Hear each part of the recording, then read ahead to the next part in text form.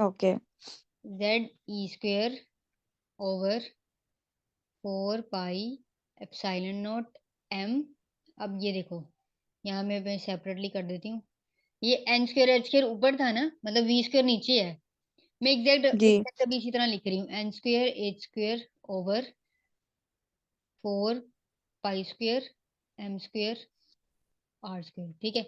अब आपको पता है कि जो चीज यहाँ पे एक तो डिनोमिनेटर में आ गई है ना, और ये नीचे डिवाइड हो रही है, ये पूरी टर्म जो है ना, ये इधर आके मल्टीप्लाई हो जाएगी। ठीक है, ये बात समझ आई है आपको? मैंने वी स्क्वेयर की जगह ये पूरा फॉर्मूला पुट किया है, मतलब जो वी स्क्वेयर की मैंने वैल्यू निकाली है, ये पुट करके ना, ये तो डिनोमिनेटर में रहेगा एन स्क्वेयर एच स्क्वेयर। जो इसके नीचे वैल्यू आ रही है ना, वो ऊपर वाले के साथ मल्टीप्लाई हो जाती है न्यूमिनेटर में जाके। ये मैथ का रूल है। जैसे अगर आपके पास 4/5, ठीक है, बाय 2 हो, ठीक है, तो हम इस 2 को ऊपर ले ये जाएंगे। बार दोबारा ये ना मैथ का रूल है। फ्रैक्शन के अंदर अगर एक और फ्रैक्शन आ जाए ना, आपको पता है ये एक फ्रैक्शन है, ठीक है। अब अगर जो है हमारे पास इसके नीचे एक और आ गई है टर्म, तो हम इस 2 को ना मैम ये ऊपर वाला ले स्टेप। जाएंगे। मैम आपको मेरी आवाज आ रही है? आ रही है?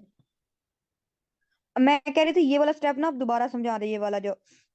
अच्छा, ये स्क्वायर तक समझ आ गई है कि हमने स्क्वायर लिया है? हाँ, जी ठीक है। अब मैं आपको ना ये बता रही थी कि जो है मैथ्स का ये रूल है कि अगर हमारे पास कोई चीज जो है, फॉर एग्जांपल 4 है आपके पास, ठीक है, और नीचे 5 है, इसके नीचे भी जी 5/2 है इसके नीचे, ठीक है। हम इसको इस जी तरह लिखते हैं पहले, 4/5/2, क्योंकि 5/2 है ना ये। तो ये जो नीचे जी होती है ना, डिनोमिनेटर के भी नीचे आ रही है, उसको हम ऊपर वाले से मल्टीप्लाई कर देते हैं इससे। ठीक है, तो हम ये लिख ओके देते हैं 4 × 2 ÷ 5, इस तरह करते हैं हम। तो ओके हम इधर भी यही कर रहे हैं। जो ये हमारे पास ये वाली वैल्यू है ना, हमने एम के साथ, अब ये वी स्क्वेयर है, ठीक है, यहाँ पर वी स्क्वेयर है ना ये, जी जी इसकी जगह हमने ये वैल्यू पुट करनी है। अब ये मैंने पहले अभी एज इट इज लिख दिया है, ठीक है।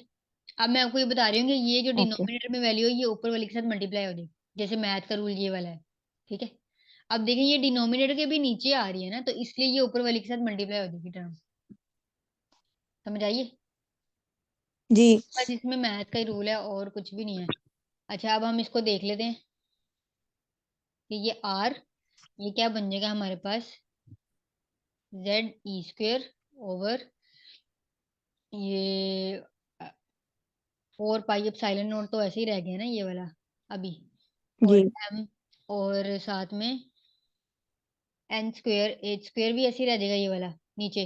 अब ये वाली जी इक्वेशन हम ऊपर लेके जा रहे हैं, 4 pi square M square are square.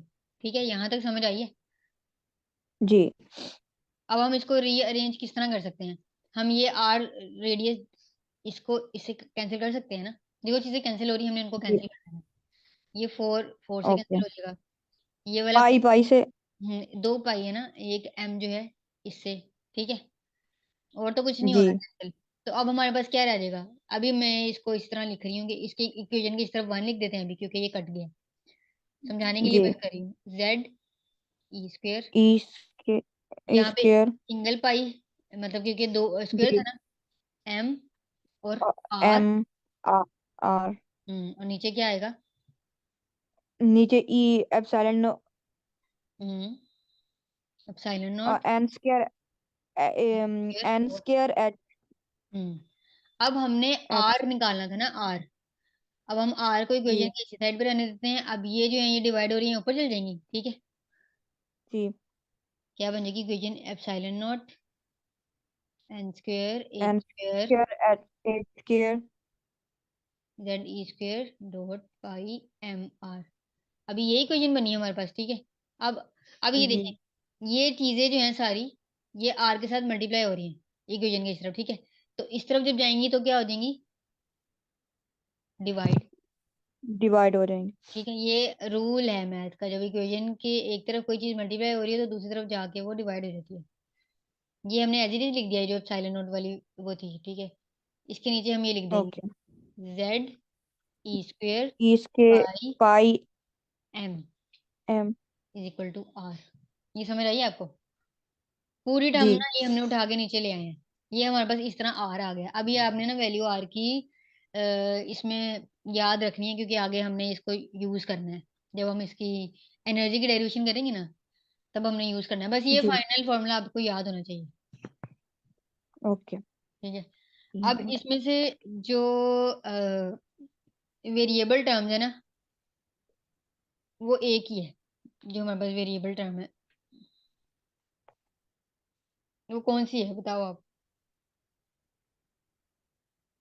दोबारा बोले, मुझे समझ नहीं आई। मैं ये कह रही हूँ कि ये जो फॉर्मूला हमने रेडियस का निकाला है ना, इसके अंदर सिर्फ जी एक टर्म वो है जो जिसकी वैल्यू चेंज होगी, यानी कि जिसकी वैल्यू हम जो है फाइंड करेंगे ऑर्बिट के मुताबिक। बाकी सबकी वैल्यू हमें पता है। देखिए, इससे ये भी हमें पता है जेड, जो भी हमने जी इलेक्ट्रॉन रिवॉल्व करवाया होगा, जो भी एलिमेंट होगा उसका, ये भी पता है। पाई भी पता है, जी एम भी पता है, ठीक है। एप्सिलॉन नॉट की वैल्यू पता है, और एच जो है प्लांक्स कांस्टेंट, ये भी हमें पता है। पीछे रह जाता है बस जी। N square. एन जो है क्या है, अब इस। Number of orbit. तो ये डिपेंड करता है जी। ना, इसकी वैल्यू चेंज होगी। एन अगर जब 1 होगा तब वैल्यू चेंज होगी रेडियस की।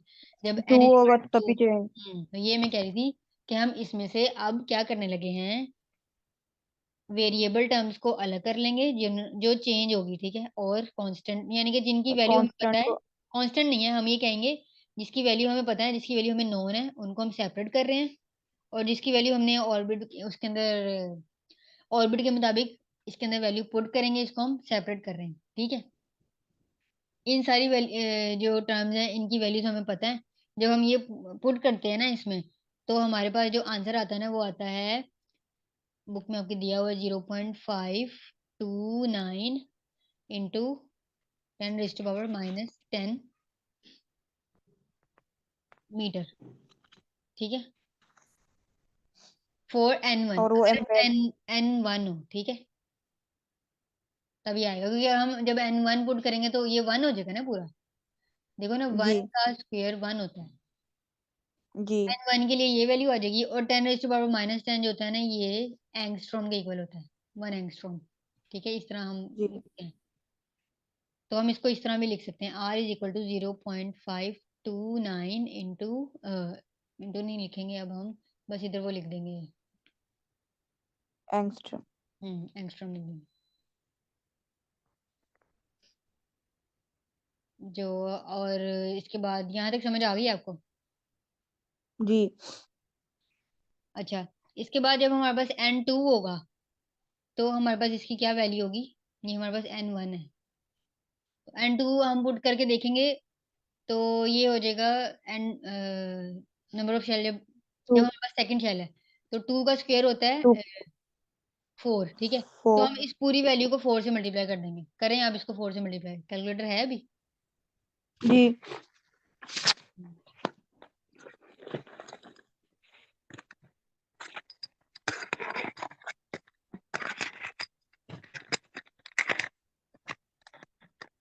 कहाँ?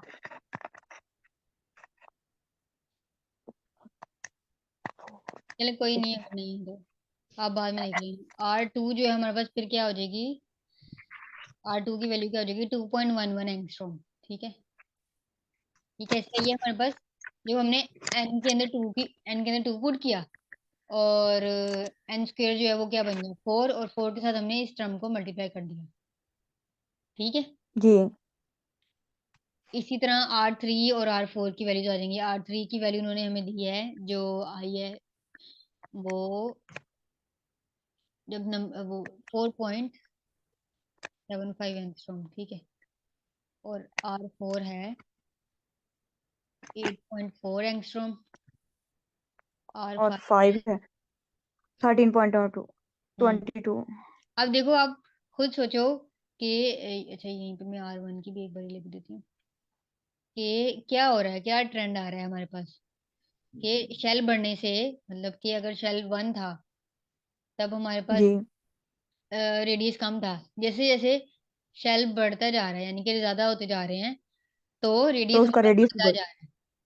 ये वैसे भी हमें पता ही है कि जैसे जो हमारे पास ये करीब है न्यूक्लियस के, उसका रेडियस इससे कम होगा, ठीक है।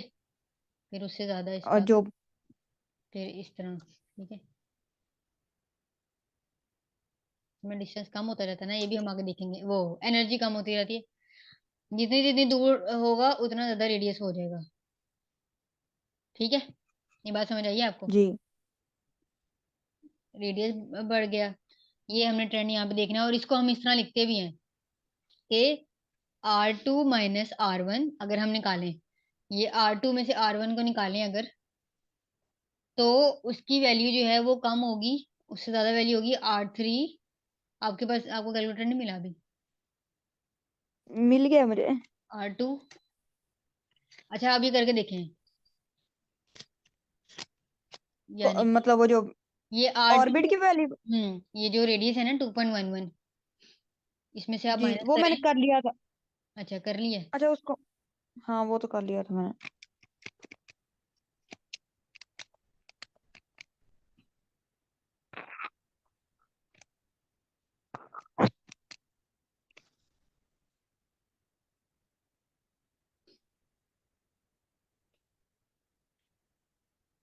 क्या आंसर आ रहा है इसका? 1.581। अच्छा 1.581। अब इसकी भी करें, R3 माइनस R2, यानी कि R3 हमारे पास है 4.75 4.75 माइनस 2.11। माइनस 2.1 2.64। अच्छा 2.64, अब नेक्स्ट फोर क्या आएगी?